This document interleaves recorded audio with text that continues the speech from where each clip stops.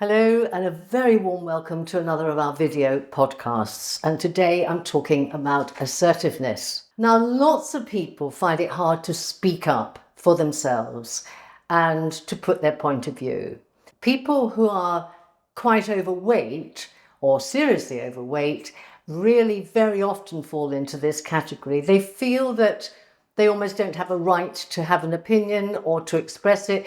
They feel that somebody's going to jump on them immediately, something to do with their size. And really, why shouldn't somebody of a certain size have an opinion? Everybody has opinions.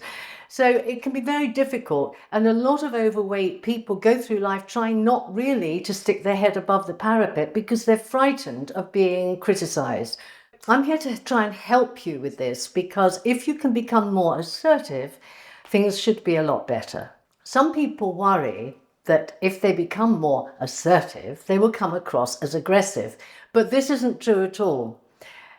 People who can be calmly and appropriately assertive actually very rarely need to get angry because they speak early rather than later, and that is the key. Assertiveness is sometimes defined as the ability to be self-assured and confident without being aggressive. So just file that away. This is something that will help you if you can really learn it. Now, people who are not able to speak up for themselves, or unable to kind of contribute in a family discussion or in a briefing session at work or whatever it may be, they sometimes do things to try and draw attention to themselves. So somebody might say, have you got something to say? Now, mostly that doesn't happen because people are too hell-bent on saying what they want to say.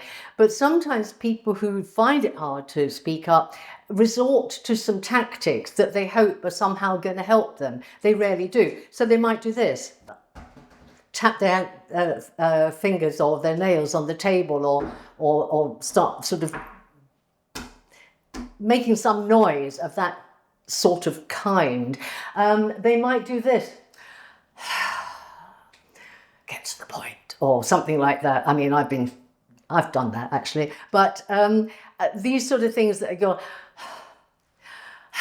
as if to say, oh, you do go on. That really doesn't help you either. People just think you're being passive aggressive if they know what that means.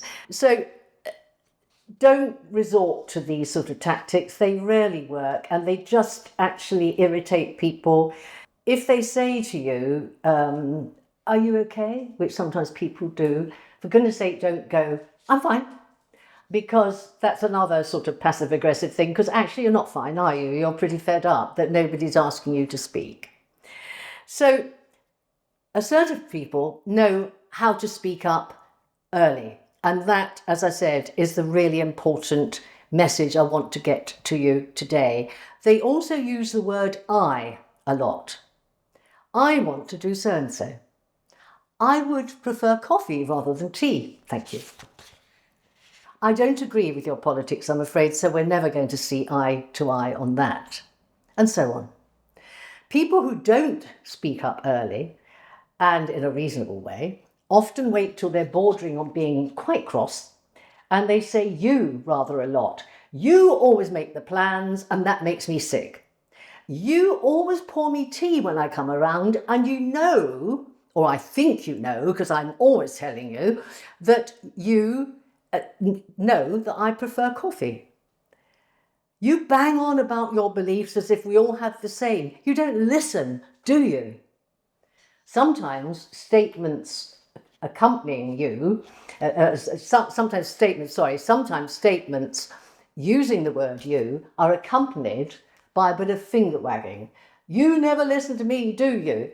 That is definitely not good. It looks as if you're out of control, and people do not respond well to that at all.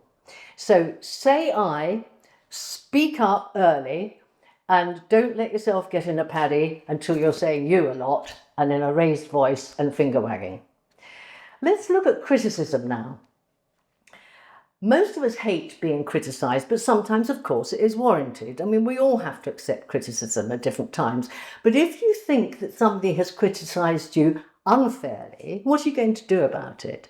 You have the perfect right to stand up for yourself and say, I hear what you say about me, and there may be some truth in it, but I actually don't think that it's a true picture of me, and I wonder how you came to this viewpoint.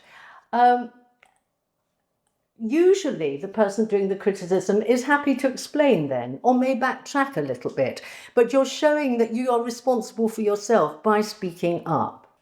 Most of us also fear criticising people if we're not very assertive. In fact, I've known people who've refused promotion because they thought this is going to involve me in having to tell people what to do and also having to criticise them.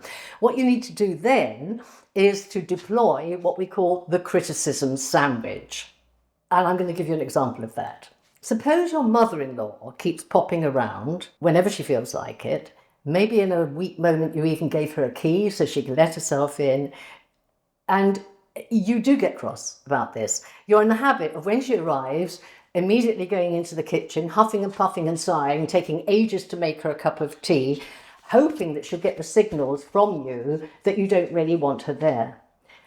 She probably won't. You need to try the criticism sandwich at this point. So what you do is you say something nice. Sue, I love it that you want to see us both, and I know you do a lot for us, and I appreciate it. Then you insert in the middle of the sandwich the criticism. But I have to ask you to ring before you come on weekdays because we're both working and there's a lot to do. We want to know when you're going to arrive so we can get things done first and be ready for you. Then you say something nice again. I do realise just how much you want to help and support us, and we really value that. And we enjoy your company, but I'm sure I don't have to tell you how busy we are on the weekdays. Why don't you come on a Saturday? Now, she might very well still take offence. Let's hope she doesn't. But you will have had your say, and you've had a say in a perfectly pleasant and reasonable way, and hopefully mum-in-law will get the message. For further help, you might like to look at the very first of these podcasts, which was on self-esteem, because if you've got good self-esteem, you're more likely to be able to be assertive. There's also a good little paperback on the subject by Dryden and a chap called Daniel Constantinou. It's called Assertiveness Step by Step. It's only $7.99 and it may well help you. So I hope this video has helped you, and I look forward to seeing you another time.